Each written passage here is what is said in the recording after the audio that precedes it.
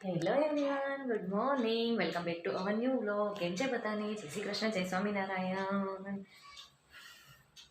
મારો કોમ છે ને, જો મેં લિક્વિડ નાખ્યું છે આ જગ્યાએ, આમાં આવ્યો. આ બધું મારું ચીકણું ચીકણું થશે. અને જો અત્યારે સવારના 9 થવા આવ્યા છે અને કાનુભાઈને મૂકી આવી છું અત્યારે સ્કૂલે. અને હવે કરીશ અત્યારે પોતા બાકી છે, હવે કરીશ પોતા. નાસ્તા વાસ્તા બધું પતી ગયું છે બરોબર. અને કામ વામ કરીને પછી કરશું કાંઈક બીજું કામ, અને પછી આપણે જઈશું ગાયને તેડવા માટે બરાબર.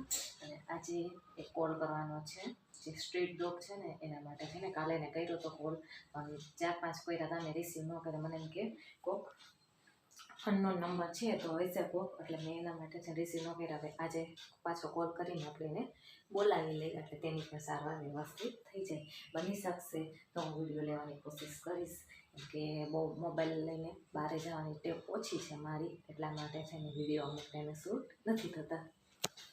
હું અત્યારે ઘરે આવી ગઈ છું અને ફાઇનલી મારી ગાડી બી કમ્પ્લીટ થઈ ગઈ છે. અંધારું આવે છે એટલે પહેલાં લાઇટ કરશું એટલે મસ્ત મસ્ત પ્રકાશ આવશે. અને હવે કરશું રસોઈની તૈયારી. રસોઈ તો ઓલમોસ્ટ થઈ ગઈ છે. અમે ખાવાવાળા 3 છે, તો ત્રણેયનું અમે અલગ અલગ મેં બનાવ્યું છે. તો પહેલાં હું મેનુ બતાવી દઉં કે આજે બપોરનું જમવાનું મેનુ શું છે બરાબર. ચાલો છો.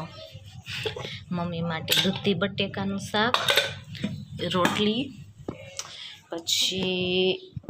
પછી જો મારા માટે હું બનાવીશ બાજરાના થેપલા, રોટલા, ચરમિયા જે કે એ. પછી અહીંયા મેં મેથી શેકી નાખી છે, મેથીનો ભૂકો કરી નાખીશ, એટલે જેથી કરીને વઘારમાં ને એમાં સ્વાદ મસ્ત આવે. અહીંયા કાનો માટે ભાત અને મમ્મા માટે, અને આ મેથી થેપલા માટે થઈને. અને પપ્પા માટે છે રોટલીનું શાક, ગુલાબ સટ્ટો, ગુલાબ ચકરી. એટલે આજે અમે છે ને ખાવાવાળા 3-3.5 જણા છીએ, તો અમારા બધા માટે અલગ અલગ મેનુ છે જમવાનું બરોબર. જોકે રોજ તો 2 જ મેનુ હોય જ છે, મારો અલગ હોય અને મમ્મી પપ્પાનું અલગ હોય.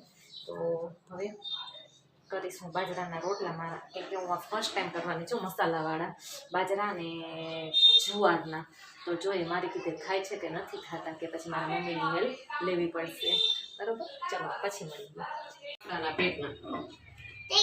ના હજી થકત થોડું કઈ મોટું હજી, પછી જો દાદા એ કહ્યું ને એમ જ કરજે, કઈ ભાઈના 2 માર દે, પછી ઓલો જો દાદા હમણાં આપશે તો કઈ ચકેલી પછી કાપજે. મૂક જલ્દી પાછું, વળી પાછું ભેગું કરી દીધું. લે આ લોટ નાખો થોડુંક જ નાખજે.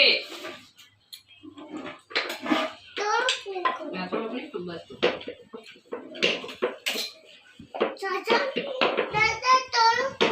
દાદા બસ આપણે થોડુંક નાખવાનું. હું થોડોક જ નાખું, જો ને એમનો વણું છું ને. હા વણવા માંડ્યો પછી શેકા પાણી લીધું.